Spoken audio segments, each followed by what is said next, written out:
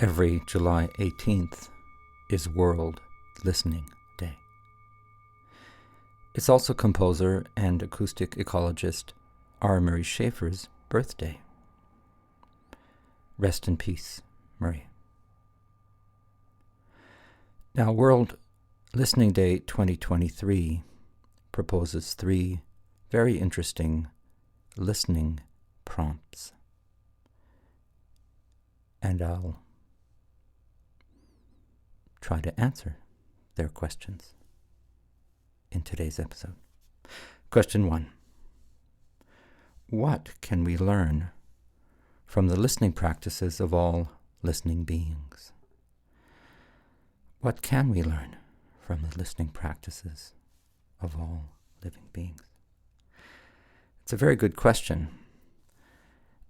And I would start by questioning who is the we in this context. I would also question the assumption that other living beings have listening practices as we know them. We. This being said, this prompt made me think of a story told to me by composer Robert Normando in 1991 for my Marche Sonore 1 radio program that I did for Radio-Canada. And I quoted it in episode 19, Reality. And I'll play it back for you now. C'est un peu comme quand on prend une grenouille qui est un animal à sang froid et qu'on la met dans un bocal d'eau et qu'on fait chauffer l'eau peu à peu. La grenouille va s'habituer à la Composer Robert Normando. It's a bit like taking a frog, which is a cold-blooded animal, and putting it into a jar of water and heating the water little by little. The frog will get used to the temperature rising and rising, and it will not notice that the temperature has risen. And one day, the temperature will be too hot for it, and it will die. Therefore, our civilization, in terms of sound, looks a bit like that. That is to say, we get used to it, we get used to it, we get used to it, and at some point, we're going to have punctured eardrums.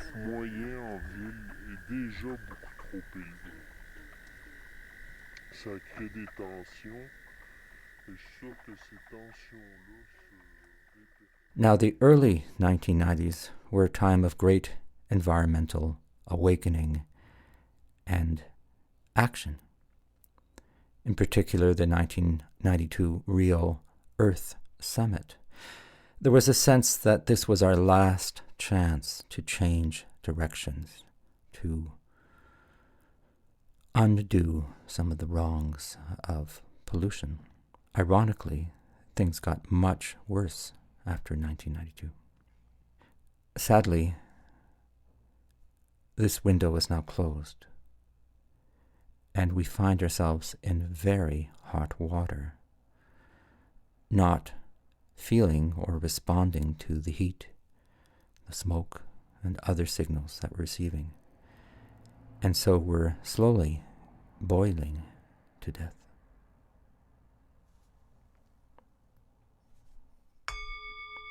Question 2. How can we deterritorialize listening practices? How can we deterritorialize listening practices? Deterritorialized. Deterritorialize. It's a hard word to say. The notion of territory makes me think of stolen lands by colonial settlers like myself, living in indigenous lands, unceded lands, such as where I am today in the Algonquin and Anishinaabe Nation, otherwise known as Ottawa. So one form of deterritorialization is the land back movement. According to journalist and Canada Council for the Arts Chair Jesse Wente, land back is about the decision-making power. It's about self-determination for our people here that should include some access to the territories and resources in a more equitable fashion, and for us to have control over how that actually looks.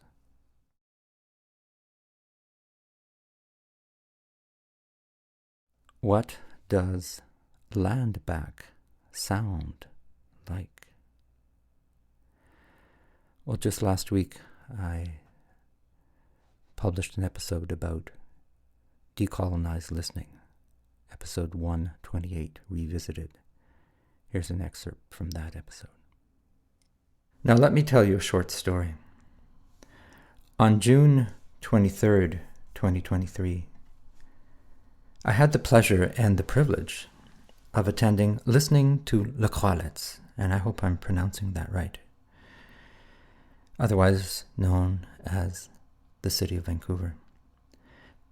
The event took place at the Peter Wall Institute for Advanced Learning at the University of British Columbia, which is situated on the unceded and ancestral territory of the Musqueam Nation.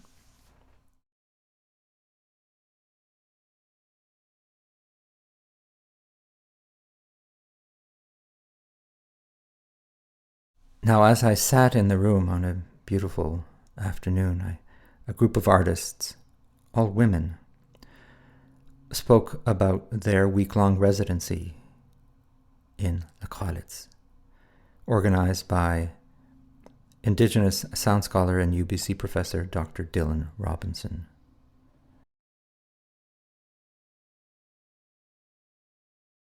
They shared a wide range of sensory engagements through listening to ecologist.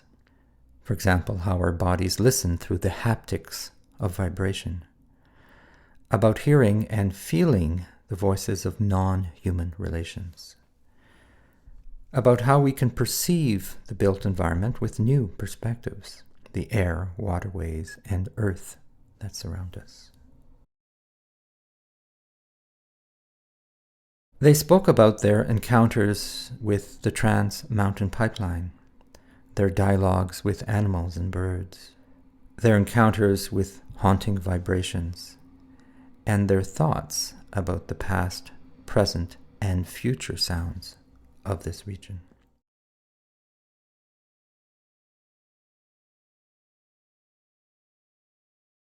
What they did not talk about was themselves, their accomplishments, or the type of technology they use to extract and manipulate sounds. None of that. There was also no reverence for, say, Maurice Schafer or the World's Soundscape Project, nor any nostalgia about the good old days when, say, the term soundscape was invented. There was no disrespect either. What we heard were different listening positions.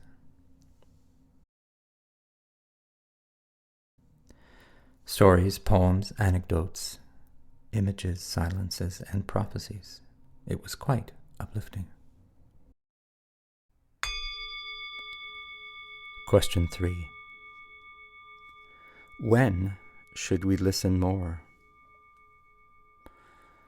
When should we listen more? Well, I guess it depends on what kind of listening, doesn't it? More listening with a colonial lens or colonial education is not that helpful. But perhaps we could listen more to ourselves through listening to other living beings. Maybe we could listen more to the land and give back.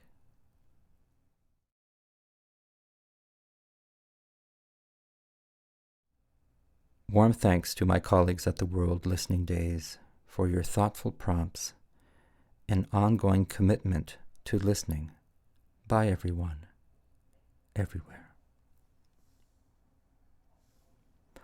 What does World Listening Day mean to you?